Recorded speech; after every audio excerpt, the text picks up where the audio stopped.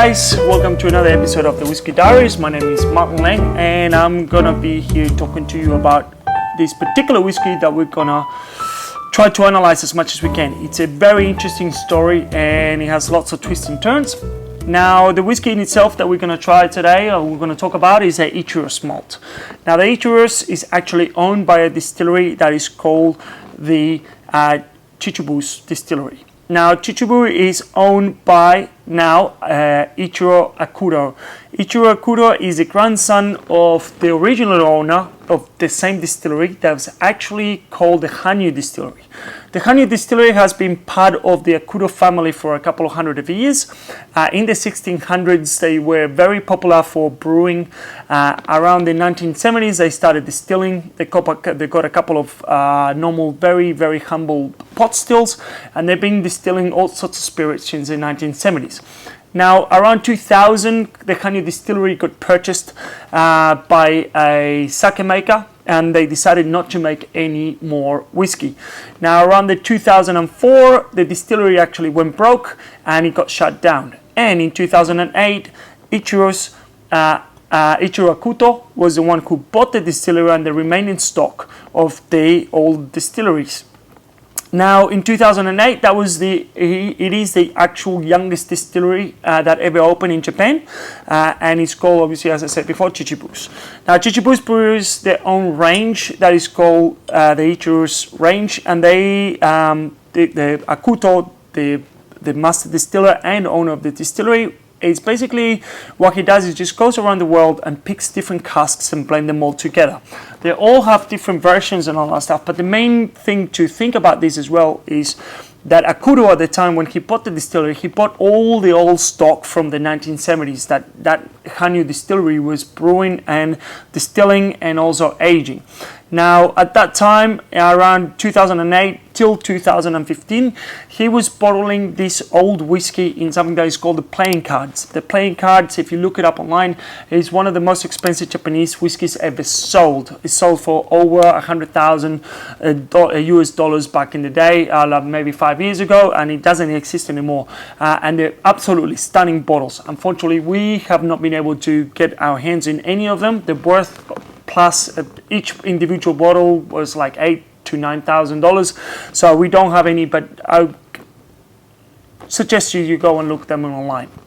Now, going back to the Ichiros malt grain, this one in particular is the standard version. It's non-chill filtered, non-coloured, 46 ABV, and what he does is he goes and buys barrels that have been aged between 4 to 8 years all around the world. We're talking about Scotland, Ireland, America, Canada, and so on. He buys them all and then he brings them back to the distillery and he blends them himself.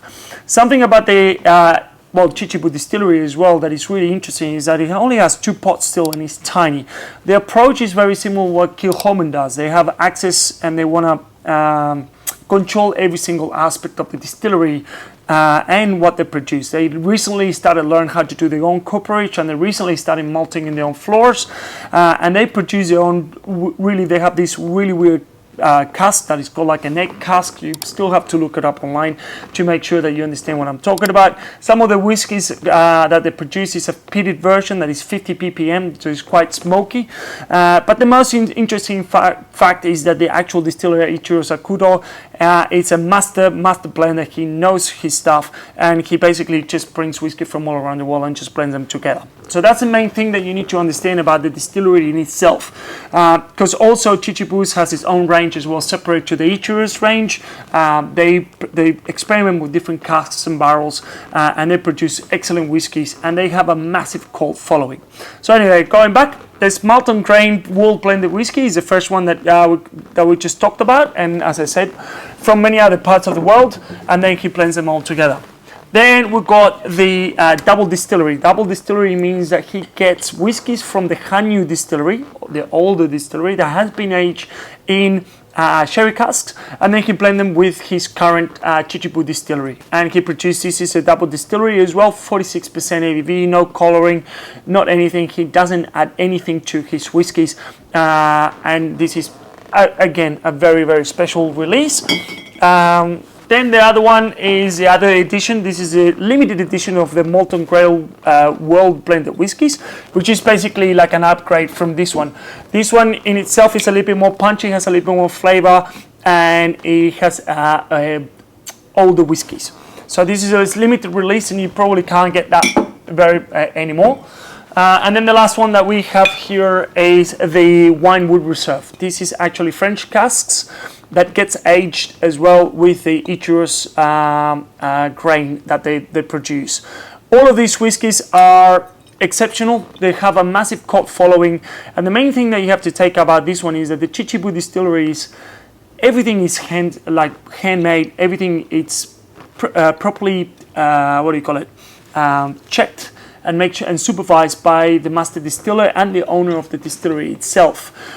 So it's basically, as I said before, the Kibble and Kilchoman, Springbank, Longmorn. There's a lot of Long Row. There's a lot of whiskies out there that they like to be really, really hands-on, and this is definitely the Japanese counterpart.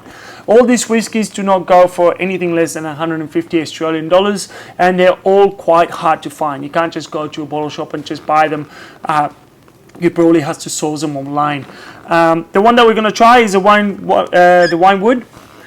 That is basically, just French oak and American oak. And it's just a very, very, very interesting whiskey. One of the things that they do very different, and I forgot to mention this, is that the Ichiros or the Chichibu's distillery is the only distillery in Japan that the washbacks are actually made of Mizunara oak. Mizunara oak being Japanese oak. And Mizunara oak is really, really hard to work with because it tends to leak a lot, and it's actually quite porous as well. But it adds to the wash, it adds quite a, what they want to call it is Japanese temple type of flavor to it. So it's a really, really interesting distillery. If you can get your hands around it, I will definitely suggest it. Otherwise, you can just join us at the bar. We have all this rain plus a few of the Chichibus as well. Yeah, that's absolutely stunning. And it has that Japanese aroma to it, like you can find in Yamazaki and Nika and all the Japanese distilleries. Nice and spicy.